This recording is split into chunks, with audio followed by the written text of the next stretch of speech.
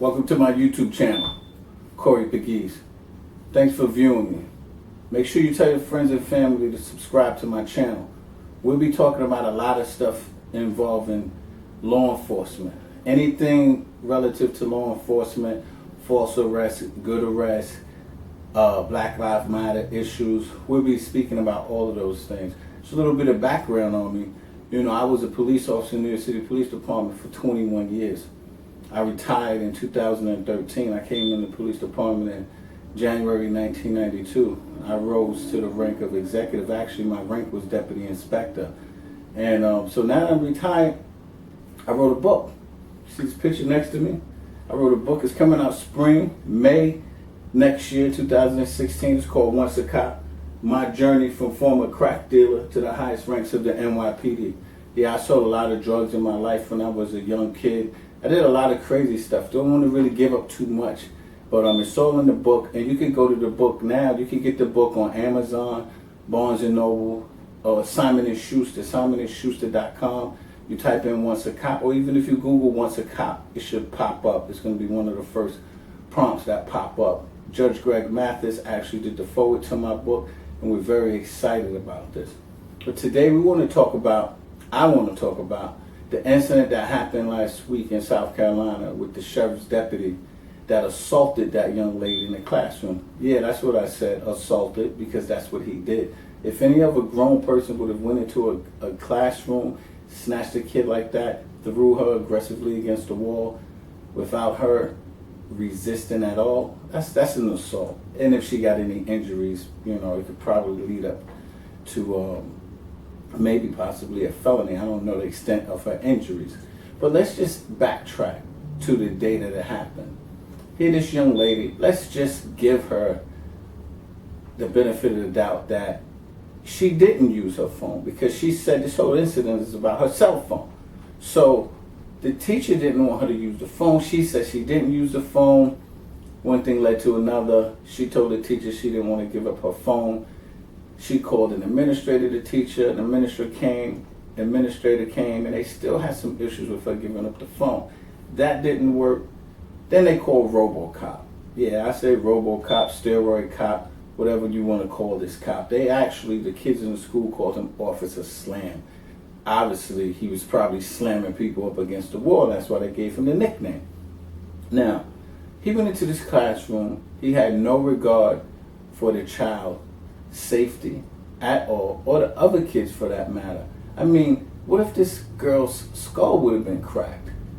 This was a very, very aggressive move that he put on this young lady. It was very aggressive, and it should not have happened.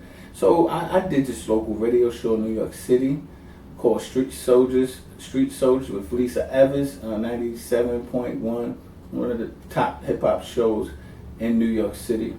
And after the show, she asked me to do a little video and give her my opinion on that incident. And so I gave her my opinion on the incident, which basically was, I felt like the officer should have went and approached the young lady, asked her to leave the class, come outside with him so he could, you know, try to navigate the situation and bring it to a peaceful calm at the end. That's all you really want to do. I mean, I was a cop many years ago, but you don't want to go lock up this young lady in a learning environment at that. What I said he should have done was clear the classroom. If she resisted by not getting out of the chair, then you remove all the kids out of the classroom, because that now takes the power away. There's no audience.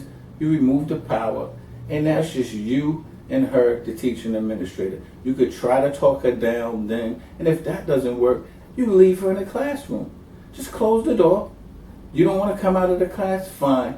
But you're going to jail or you're going to detention. Whatever the results was going to be at the end, whatever they was looking to do with her, just tell her, you can sit here all day, but at the end of the day, you're going with us. You call her parents, inform her parents. Maybe the parents worked locally. They could have showed up, talked to her. I'm quite sure in the school district they have somebody that knows how to mediate situations, some type of officer or someone from the administration that knows how to talk to these kids. You can't tell me that's the first time one of the kids refused to go somewhere.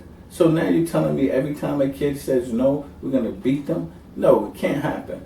So, I've been getting a tremendous amount of flack online on Lisa Evers. That's Lisaevers.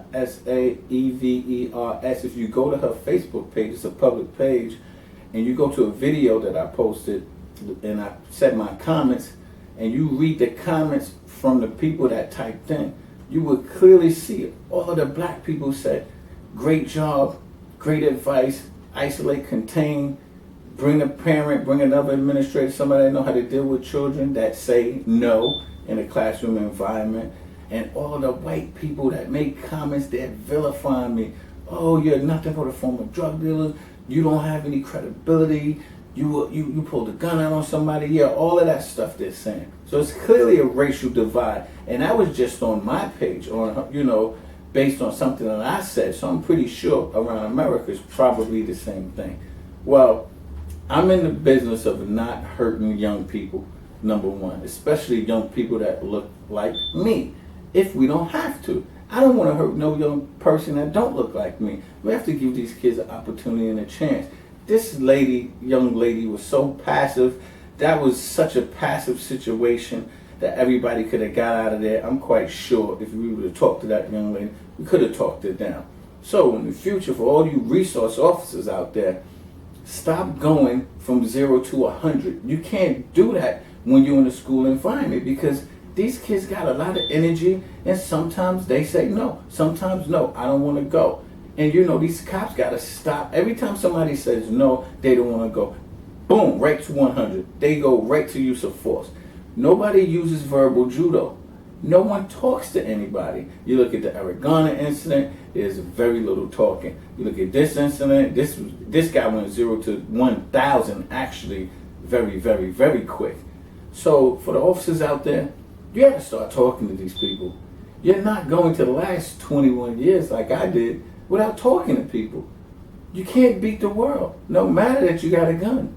It doesn't matter. You got to start talking to people, and if you don't know how to talk to people, then maybe it's time you find another job. Next week, I'll be back to talk about other incidents that has happened in the news, and this YouTube channel is going to be full of comments like this because the rate that things are going right now, these cops around America, not all of them, but the bad ones, are making people really, really upset. And the only way you can expose this is by doing stuff like this, YouTube channels, giving expert opinion and advice, what should have been done. I mean, I can make a living just talking about all the wrong that the bad cops are doing. And for the cops out there, this is not a blanket policy for every cop. Every cop isn't bad. We understand and know that. But we're talking about the bad ones. Those are the ones we're going to be talking about. I'm going to be talking about. And I'm going to be talking about them for a very long time. You can find me on Facebook at Corey Pegues. You can find me on Twitter at CPegues.